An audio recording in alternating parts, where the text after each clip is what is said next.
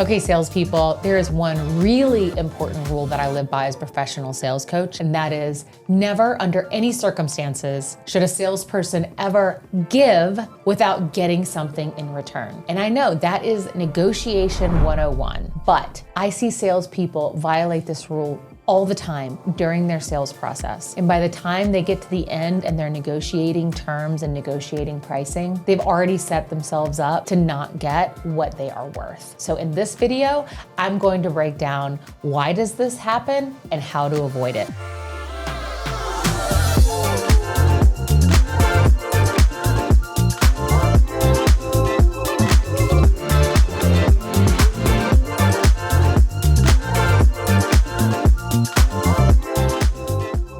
I am a professional sales coach and trainer. I work with some of the world's very best salespeople. So I get to see masterful salespeople in their element. And my job is to help them become masters of their craft. The dirty little secret is that the world's best salespeople are not naturals. They were not just born with it. They have a coach, they have a trainer, and I train them. Importantly, I am a salesperson myself. So I have to sell myself and my services to my customers, all of whom are the very best of what they do in their industry. You'd probably even recognize many of their names. And I am in the trenches with you. I'm selling myself, I'm negotiating myself, and I'm here to share lessons that can help all B2B salespeople become masters of their craft. So let's get into it.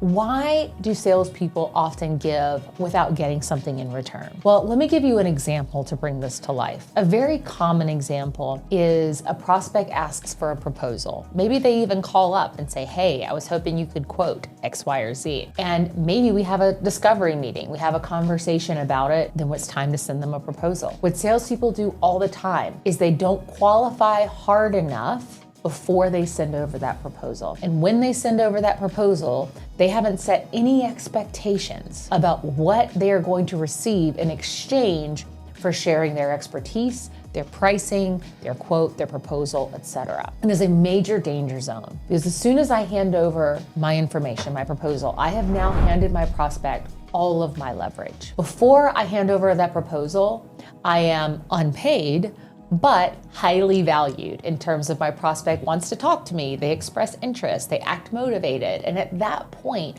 once I hand it over, if they're gonna ghost me then. Now, don't get me wrong, you can sell this way. I sold that way for a long time, but there is definitely a better way. Because if we really think about it, it is very fair and reasonable for a salesperson to expect at a bare minimum, if I'm going to share a proposal with you, I need you to review it with me and I need your honest feedback. And if for any reason my prospect is squirrely about reviewing that proposal with me, either on the phone or in person, and they're not willing to give me feedback, if they're expecting to give me the bare minimum of information and then have me just email over a proposal, they are what I will call a suspect and not a prospect. So a rule that underlines all of this is that suspects get mad when we ask for what's fair in return, and prospects don't. If they have a real problem that they need to solve, then they will meet with you to review and understand how you would solve their problem,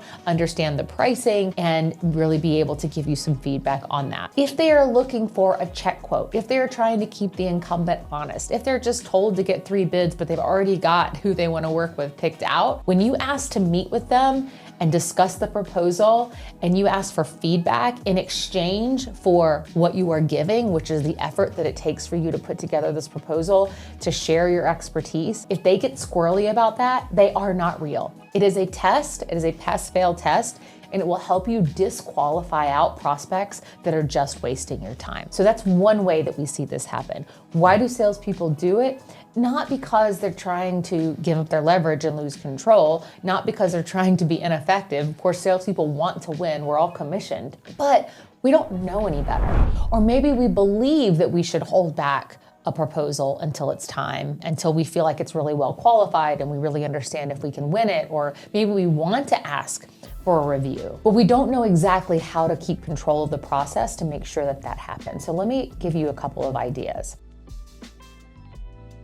One is If I have someone reach out and they say, hey, I'm gonna send you the specs, I just want you to quote it and send it back. It is up to me as a salesperson. My prospect's not gonna do it. It is up to me to push back on that, to say, happy to take a look at it. Once I get those specs though, I'm gonna have questions for you and I'm gonna need to understand, why'd you reach out to me? Why us? Why are you looking to make a change? What is it that you're hoping to see in this proposal? Any deal breakers based on your experience? I need to understand the history of how we got here, because if I don't, then I'm just blindly quoting. And in my experience, we don't tend to win those, so I will have to politely decline. You don't have to say it exactly like that, but that's essentially what I'm saying. If they have a real problem to solve, they will gladly share more information with you. If they get squirrely, they won't. Another area where I see salespeople give without getting is blindly responding to an RFP. So let's say we get an email out of the blue of, hey, we're looking for vendors, suppliers to participate in an RFP. Here are all the details. You've been chosen as someone who we are graciously going to allow to submit an application, to submit an RFP. It's really not any different than a smaller engagement, someone calling and saying, hey, can you bid on this? It's the exact same thing that's happening. I know that it feels a lot more formal because maybe there's a formal RFP or bid process, but the dynamic is exactly the same. And if they're reaching out to me out of the blue and we don't already have a relationship, if we don't already know why they're going to RFP, if we don't already have any sort of foot in the door when it comes to this RFP, then it is very, very fair for me to ask for a meeting, ask for a conversation, ask for more information so that I can decide whether or not I want to participate in this RFP. RFPs are typically a lot of work for the organizations that are participating in them. And if I'm going to put my team on that, I need to know that this opportunity is real. If they're reaching out to you out of the blue, they very likely either already have somebody picked out, but they had to go through RFP, or they've got a couple of people that they like and they're just sort of trying to narrow it down. And they genuinely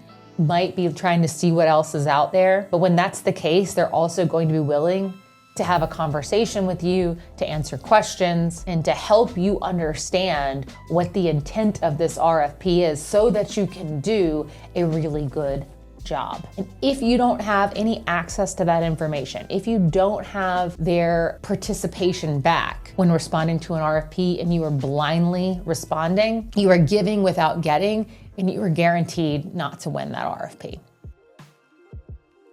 Reflect back on the deals that you've closed or even the ones that you've lost over the last couple of months. Were there places or opportunities where you could have pushed back and asked for something in return for what they were asking you to do? They asked for a proposal.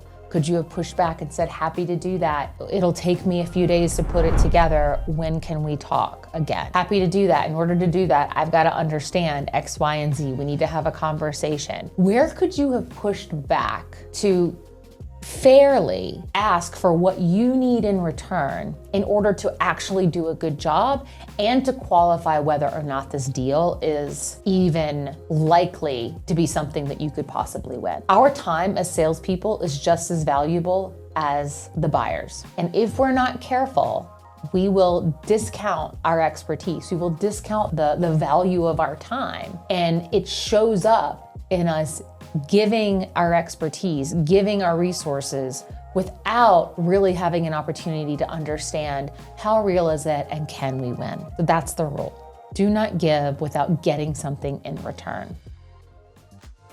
If you found this helpful, absolutely like and subscribe. And if there are sales challenges that you would like to see me address, let me know what they are. Send me a message on LinkedIn, on my website, here on LinkedIn in the comment section, and I will do my best to answer it. We can build this channel together. And remember, salespeople that are the best at what they do, they did not become that way because they were born that way. They became that way because they had really good experience that they learned from and a coach that held their hand throughout the journey. And that's my job. Good selling.